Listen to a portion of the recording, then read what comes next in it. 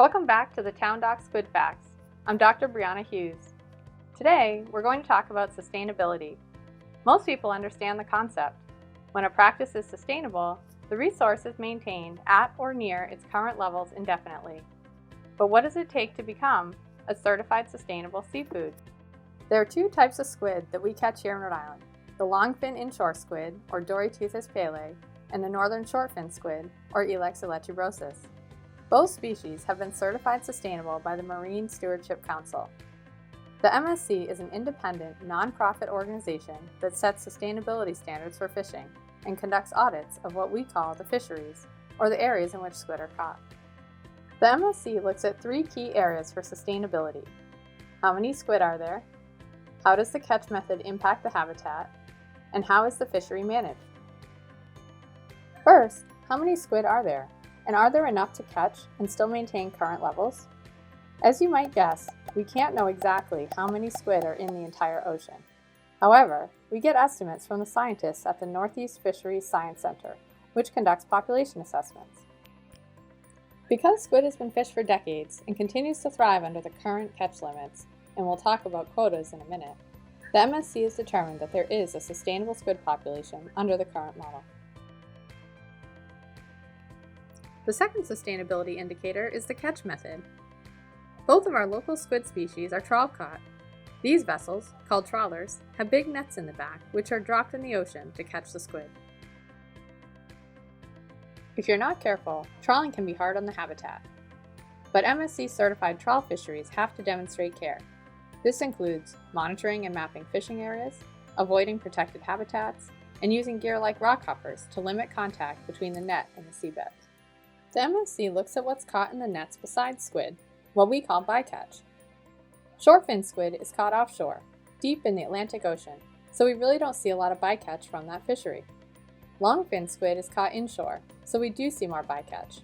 We use everything we can and sell fish like scup, butterfish, fluke, and sea bass fresh to area seafood markets. The third sustainability indicator is how the fishery is managed. To talk about this, I'm bringing in Katie Almeida, the Town Dock Senior Representative of Government Relations and Sustainability. Hi, Brianna. Katie, will you tell us a little bit about what you do at the Town Dock? Sure. Well, the short version is that I'm responsible for monitoring the state and federal council processes that determine the regulations and quotas for the fisheries we depend on. You're our expert on fishery management because you know all those regulations. I am Town Dock's resident expert, but management and regulations change all the time, so there's always something new to learn. So for MSC, one of their sustainability criteria is fishery management. What makes a sustainably managed squid fishery? So one important part of sustainability when it comes to fisheries is that they're actively managed. That means organizations, and in this case for squid, like the Mid-Atlantic Fishery Management Council and the New England Fishery Science Center, are frequently assessing the health of our fisheries. They do this by looking into many different variables. For instance, it's fishery landings, habitat, fish population growth, and then they set a quota. A quota is a maximum amount of fish that can be caught. Sometimes a quota is for the year, or sometimes it's set up during different seasons. Now, I very much just simplified that process. There's a lot that goes into fishery management, but both longfin squid and shortfin squid are actively managed. Are they managed the same way? What else besides the quota protects the fishery from overfishing? So shortfin squid is managed yearly, and longfin squid is managed by trimester. The summer trimester for longfin squid is the shortest and has the least amount of quota in order to protect the spawning squid. You must also have a commercial permit to fish for squid commercially, and that determines how much squid that can be brought back to the dock. So let me ask you, what about squid fisheries that aren't actively managed? So I also sit on the Sustainable Fishery Partnerships Squid Roundtable. The roundtable works towards encouraging improvements in squid fisheries around the world. Some of them, including the Peruvian jumbo squid fishery, are currently FIPS. That's fisheries in progress, so it's on its way to becoming more sustainable. It's great to hear we're working with species from around the world. It is. But even once a species is certified sustainable, that doesn't mean that we can stop paying attention. New issues and obstacles arise all the time. And a perfect example of this is both wind energy development and climate change. At the Town Dock, we understand the need for alternative energy sources, and we support that. However, we don't really understand or have the science to show how construction and operation will affect our local sea life.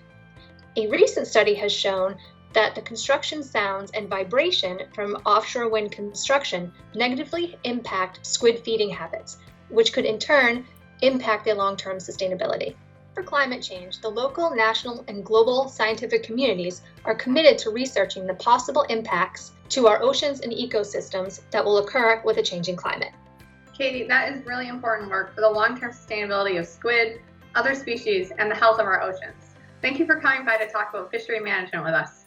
You're very welcome. Thanks for joining us today to talk about sustainability.